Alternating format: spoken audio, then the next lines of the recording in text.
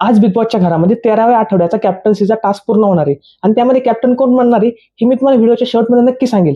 पण एक हिंट अशी की कॅप्टन हा काटा बाजून बनणार आहे, तन्वी नाहीये. बाकी कोण आहे ते तुम्ही तोपर्यंत गेस करा.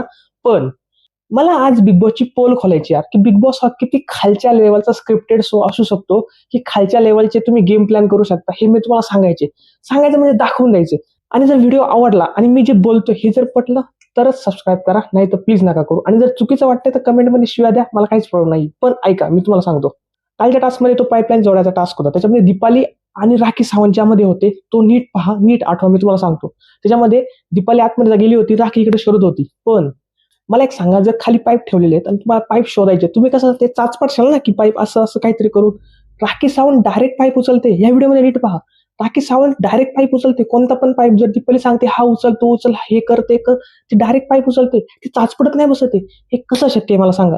बाकीचे जे तिघं पण आले होते कंटेस्टंट, त्यांच्या वेळेस ते चाचपडून उचलत होते. राखी सावंतला दिसतंय. बरं, राखी सावंतला दिसतंय, तुम्ही म्हणशाल ती पट्टी गेली असेल किंवा डोळ्यावर ठेवलं असेल त्याच्यावर दिसत असेल, काही पण असेल, तरी ती नाटकं का करत होती? मेन दरवाजाला जाऊन आपटायची, स्विमिंग पूलमध्ये पडायची किंवा मग दीपाली सोडून भलतीकच नाचायची.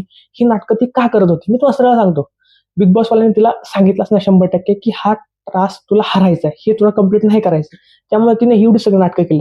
त्याचा फायदा तिलाच होतो, कारण जेव्हा टॉप 5 किंवा टॉप 6 असतात तेव्हा तुम्हाला तो मनी बँक दिले जाते बॉक्स.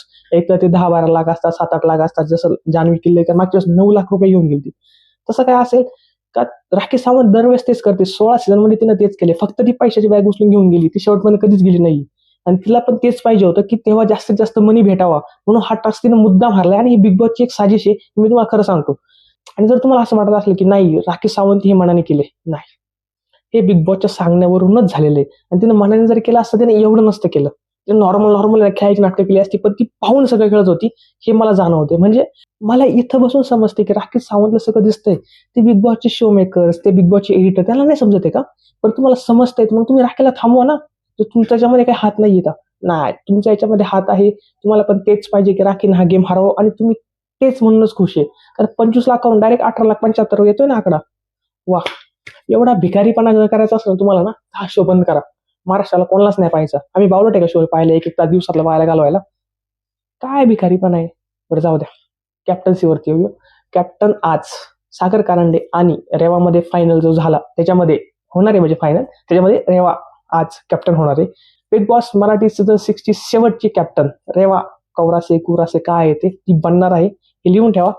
आणि मी जे तुम्हाला थिअरी सांगितली, मी जी कन्सेप्ट सांगितली, मी जे पॉईंट सांगितले ते चुकीचे वाटतात की बरोबर, प्लीज सांगा. आणि हो, व्हिडिओ आवडला असेल तर चॅनलला सबस्क्राईब करा. थँक्यू.